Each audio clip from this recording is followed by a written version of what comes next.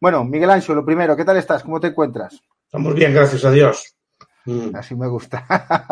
Bueno, el tema de hoy, los fueros, ¿vale? Algo que, en mi opinión, no debería de haber dejado de existir nunca en España, ¿no? Porque creo que al final cumple esa doble función, ¿no? De defensa de las tradiciones, del cristianismo y a la vez se le daba cierta libertad económica, política, social a los ciudadanos, a los repobladores, a las personas que decidían pues formar parte de ese municipio con el objetivo pues de ir avanzando a lo largo de la península durante la Reconquista. Así es. Así es, son pactos que se hacían históricamente, sobre todo en tiempos medievales. Piense que lo que le llamamos ahora España, históricamente tuvo mucho de anarquía, muchas zonas, digamos, desprovistas de estatalidad. Aún recuerdo leer un libro de Roger Collins, sobre un historiador, sobre la Alta Edad Media en España, y explicaba que, bueno, que el Estado como tal no era como hoy, no era conocido en muchas zonas.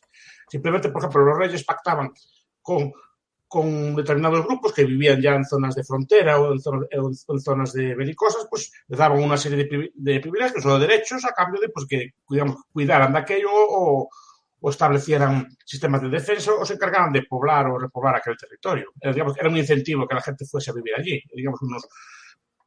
Yo no lo llamaría privilegios, era una especie de pacto que se hacía con aquellas personas. Simplemente que los llevaba a respetar sus propios asuntos, a respetar la gestión de sus propios asuntos, de sus propios intereses, digamos, ¿no? Que el rey no se podía inmiscuir en sus asuntos. Era así de... Sí, bueno, yo utilizo la palabra privilegio, pero no es que fuese un privilegio o sea, algo que se le da a unos frente a otros, ¿no? Sino que cada municipio, cada localidad era algo que se tenía. negociaba. Se Exactamente. negociaba en cada circunstancia concreta, según las necesidades de cada sitio, se negociaban unas cosas u otras, unas exenciones tributarias, unas capacidad de ejercer la propia justicia, lo que fuese, ¿no? Es decir, se estableciesen digamos que estaban sometidos a una soberanía formal, un rey, pero contando en ese territorio con unas leyes propias, digamos, ¿no? O unos pactos propios. No se Exactamente. llama Yo creo que. privilegio, es una cosa que se pactaba en su momento. Digo, porque hace bien en llamarle privilegio porque ahora los medios de comunicación a los restos de esos foros que quedan, se les llaman privilegios. Sí, además es esto de. Al final era desigualdad.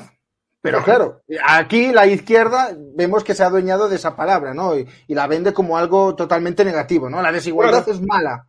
eso viene del jacobinismo, que por cierto es un gran enemigo de los fueros, ¿no? Sí, sí, sí. Fue lo primero que hicieron en la Revolución Francesa fue acabar con los parlamentos locales, acabar con los derechos locales y establecer, digamos, una homogeneidad legal para todo el país, ¿no? Entonces, Exactamente. claro que es No, sí. desigualdad, porque los territorios son desiguales, no es un territorio que tiene mar que uno que es de montaña, que otro que es de interior, y tienen peculiaridades propias pues, en el reparto de la propiedad, en el asentamiento o en los recursos de los que disponen. ¿No? ¿Cómo van a ser iguales todas las cosas? Claro. Sí, no, Absoluto sería que totalmente de fueran iguales acuerdo. todas las cosas. Lo normal sería Una labor. pactar o acordar de acuerdo con las necesidades de cada uno o su propia Sí, realidad social, si está muy poblado, si es una ciudad, si es el campo, cosas de este estilo, no acabo de entender qué tiene de malo. sí, bueno, porque hoy yo lo recrimino, perdón, lo recrimino muchas veces, ¿no? Ese concepto que tenemos hoy en día acerca de lo que es la derecha, ¿no? Esa derecha, como dices tú, totalmente jacobina, ¿no? Que defiende la unificación, ese mando unitario. Además, yo creo que la derecha ha aceptado muchas veces ese marco de debate, ese marco ideológico que dicta la izquierda, ¿no?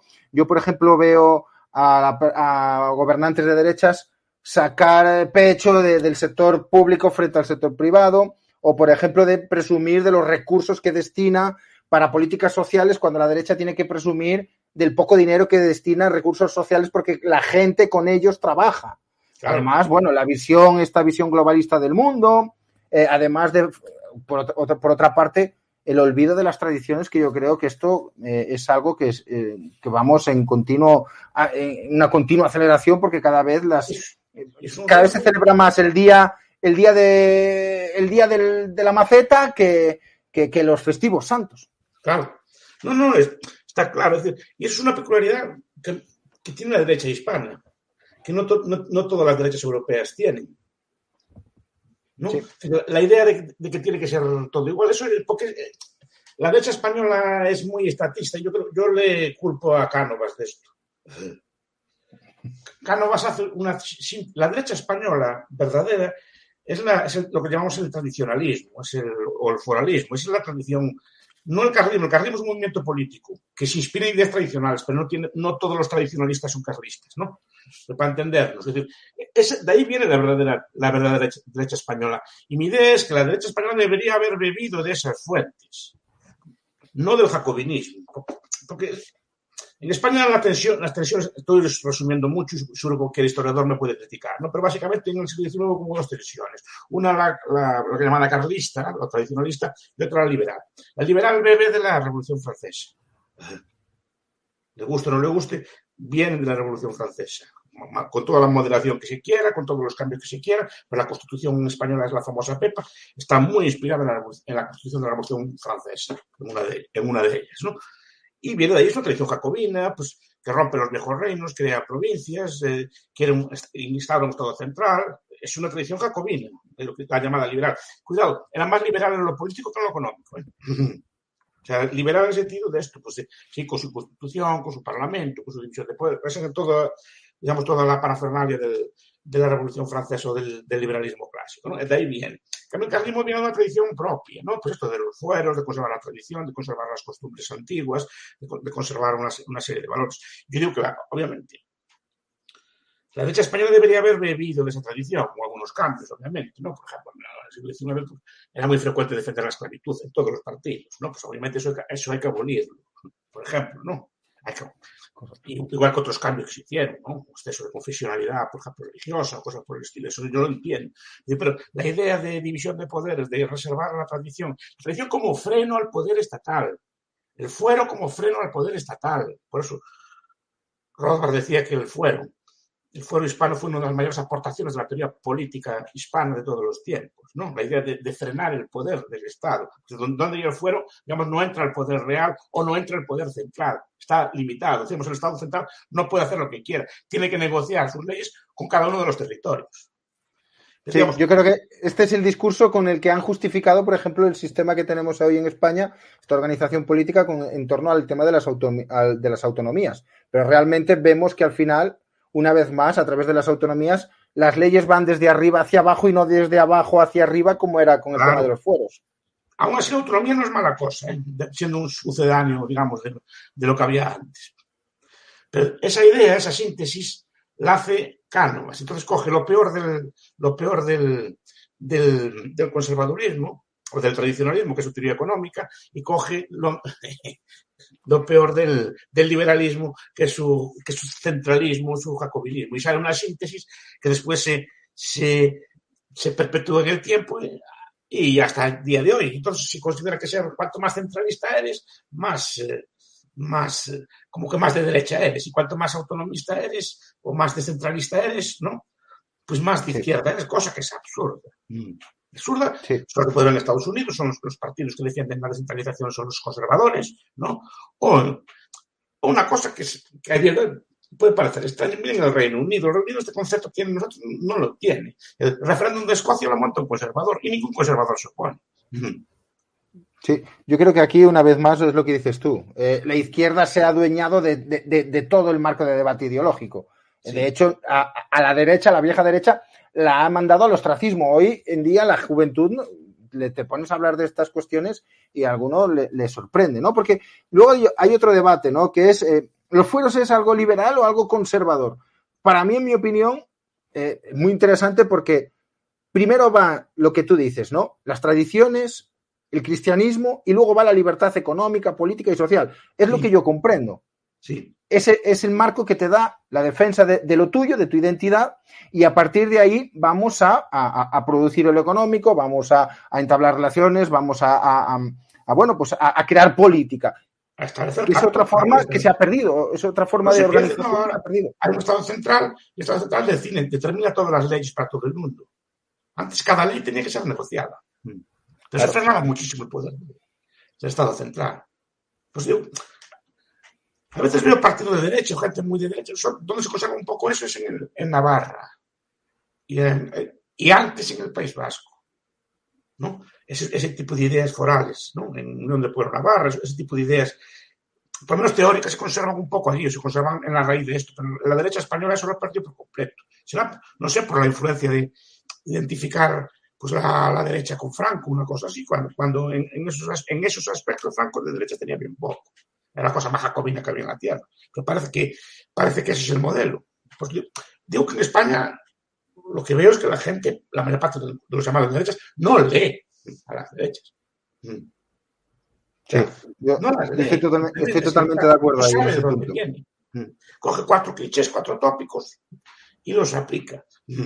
¿No? Pero 4 tópicos que no están fundamentados en ningún pensador de derechas. No sé de dónde los sacan estas ideas. No, repito, no. Yo cuando voy a la biblioteca o cuando veo los libros tradicionalistas que están allí en la biblioteca, están sin leer, nadie los lee. Sí, que el último que lo cogió fuiste tú, precisamente, también, ¿no? Miras el papelito ese que hay después de la portada. No es broma. Pues os digo, pero supuestamente mi tierra está llena de gente de derechas, pero nadie lee eso, nadie consulta esas obras.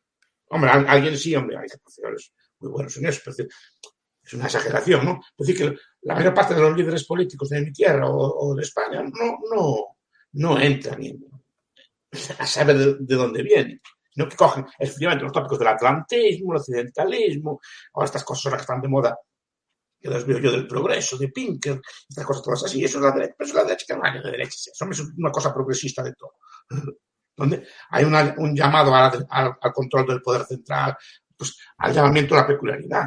Si algo bueno tiene el nacionalismo, por ejemplo, es que es conservador, y esto también es una cosa que mucha gente le llama la atención. Es conservar, pues, desde instrumentos de música, desde conservar idiomas, desde conservar formas de vida o de convivencialidad de antes, etc.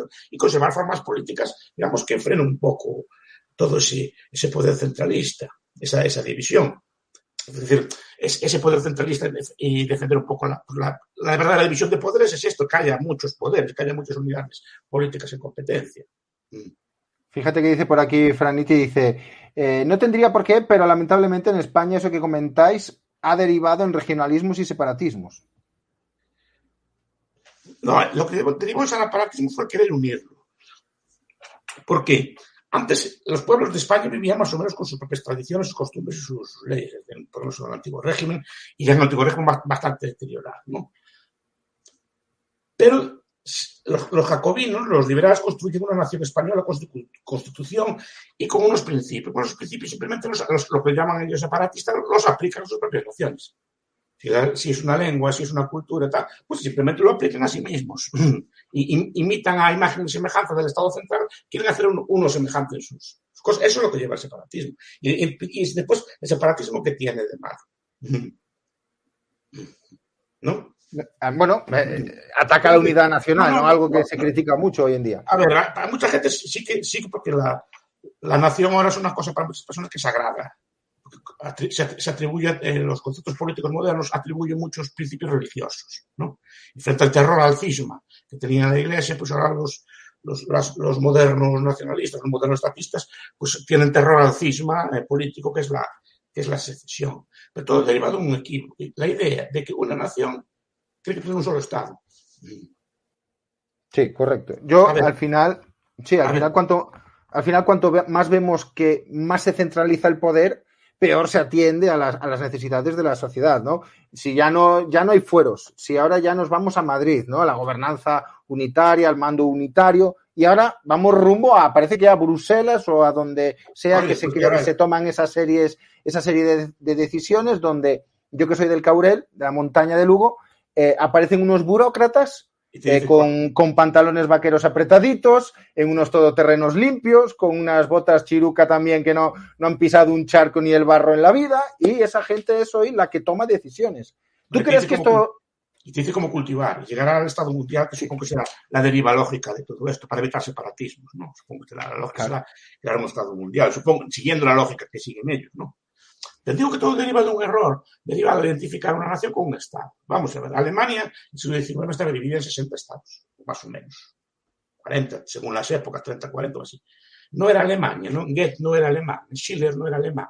Sí, pero no había un Estado alemán. Simplemente unos vivían en Weimar, otros en Hamburgo, otros en Baviera, cada uno en su sitio, ¿no? Pero la cultura alemana era una cultura, tenía una forma de vida semejante, pero no tenía por qué haber un solo Estado.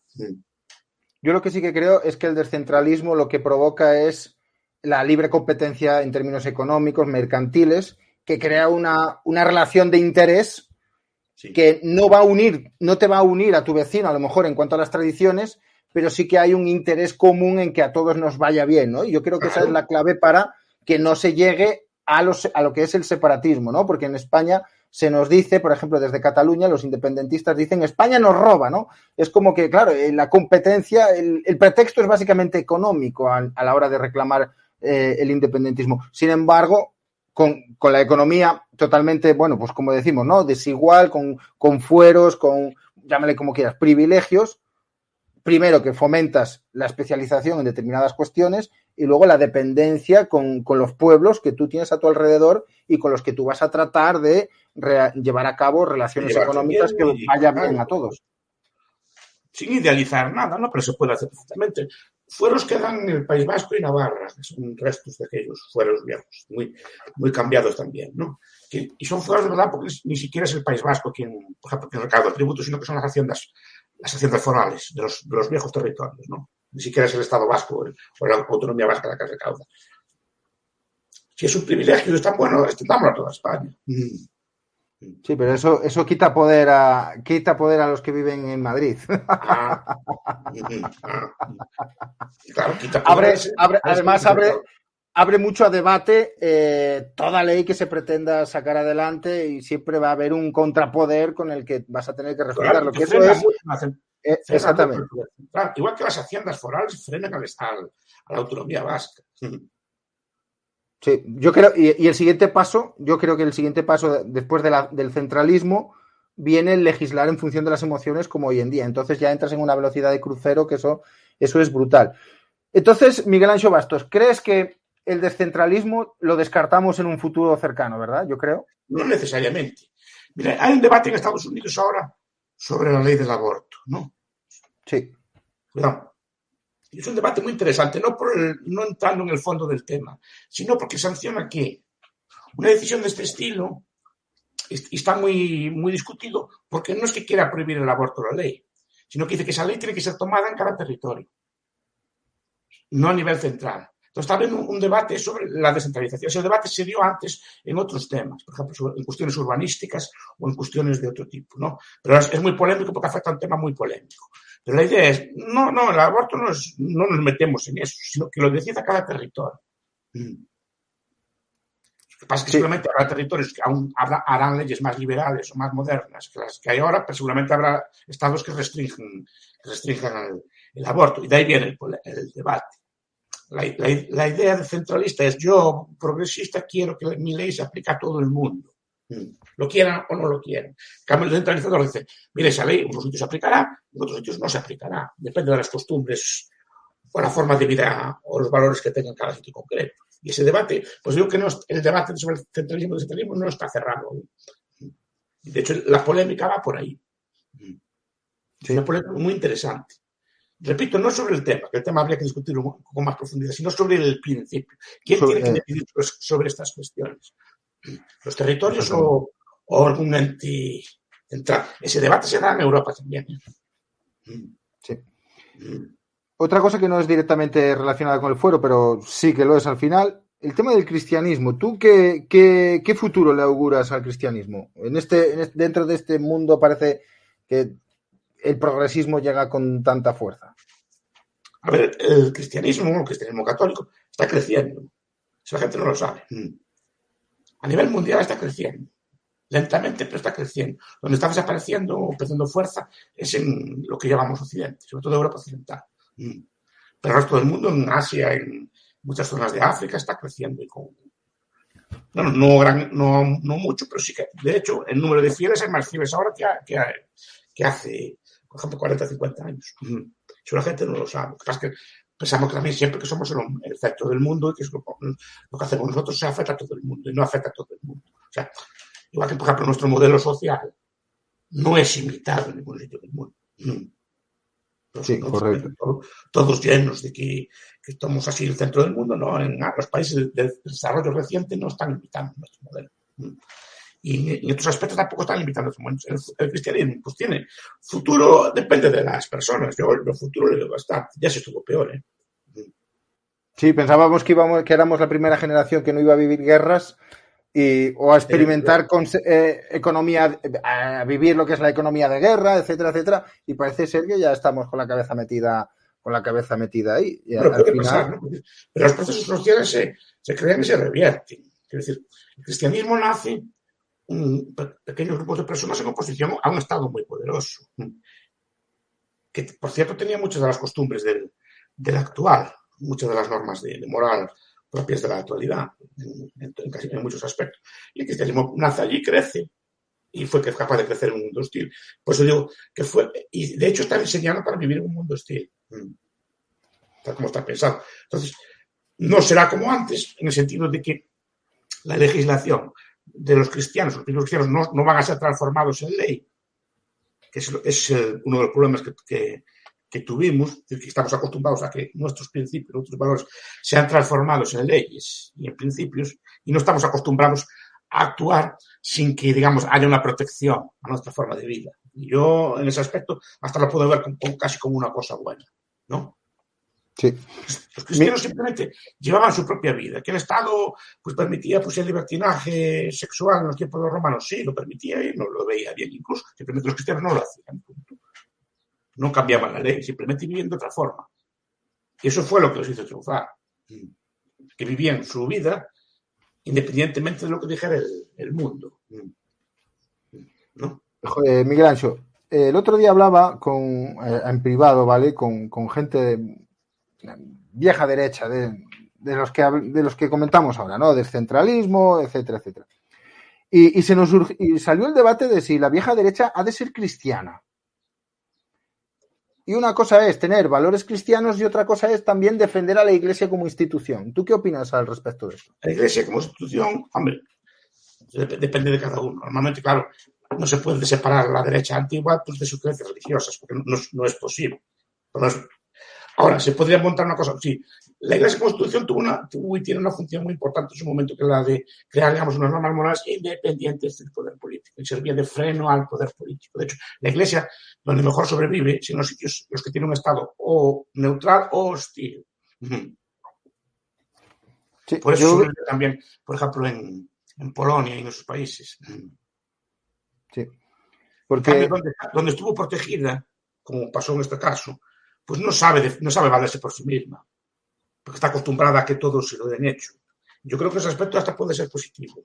Simplemente dejar a los demás tranquilos, no pretendas que tu moral sea ley y vive tú de acuerdo con tus valores.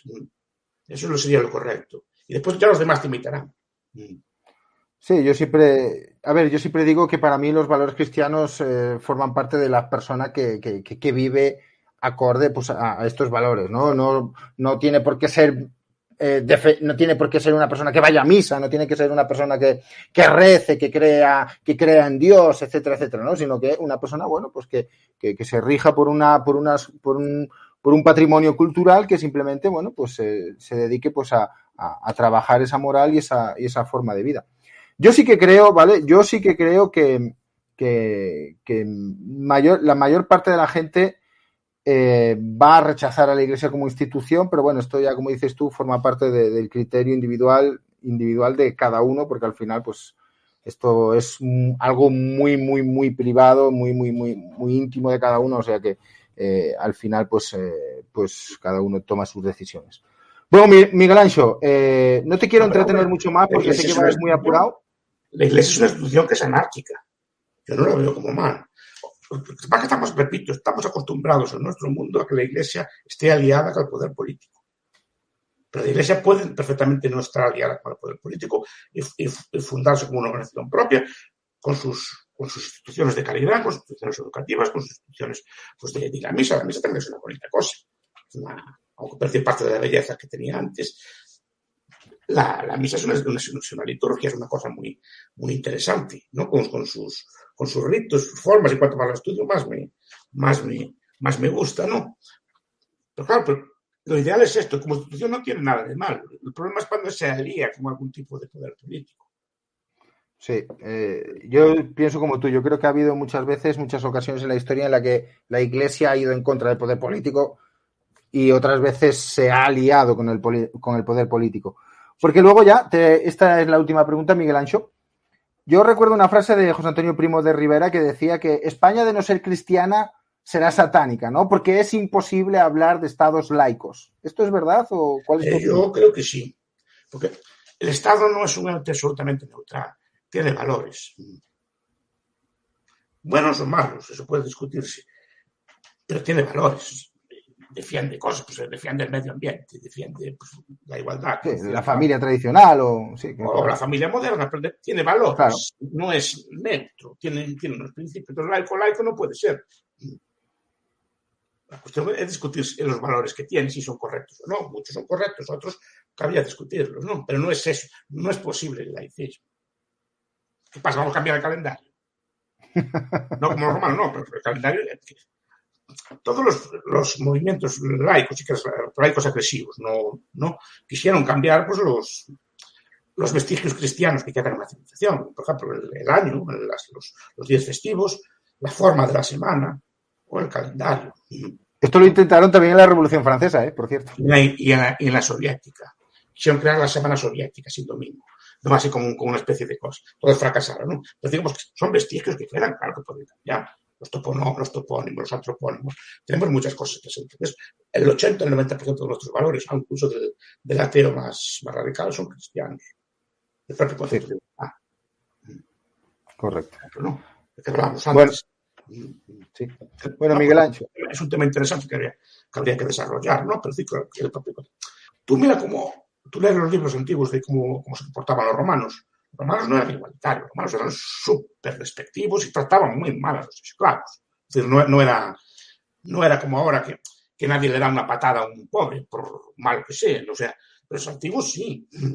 O sea, condenaban a muerte a los esclavos, los maltrataban. No era este concepto que nosotros, bueno, esta persona que le va mal es una persona como nosotros que le fue mal, pero es tan digna como nosotros. Ese concepto no lo tenían, distinguían rangos. Y había personas que eran esclavos que eran poco más que animales. Eso fue abolido, por ejemplo. Nadie, ni siquiera el ateo más ateo, reniega de ese principio de igualdad, pero es que los paganos ese principio era el que tenían. Por eso Nietzsche y estos tienen principios de ese estilo, de aristocráticos, de razas superiores y cosas por el estilo, que un cristiano nunca tiene, por ejemplo. Sí. Yo recuerdo una película súper antigua que el nombre sí que lo he olvidado, que llegaba un hombre con su esclavo y llegaba al hotel y decía, no, solo nos queda una habitación. Y decía, vale, perfecto. El tío se iba a dormir a la habitación y el esclavo lo llevaban con las bestias y era lo normal. Bueno, Miguel Ángel. Por desgracia, sí. Eso es un cambio cristiano. Bueno, Miguel Ancho, sé que vas apurado de tiempo, así que nada, como siempre agradecerte que hayas estado por aquí, bueno, pues compartiendo un rato con nosotros. Así que nada, Miguel Ancho, de verdad, como digo siempre, es un placer que creas a bien a pasarte un rato con el gallego, porque sé que vas apuradísimo. Así que nada. Ya, sabía.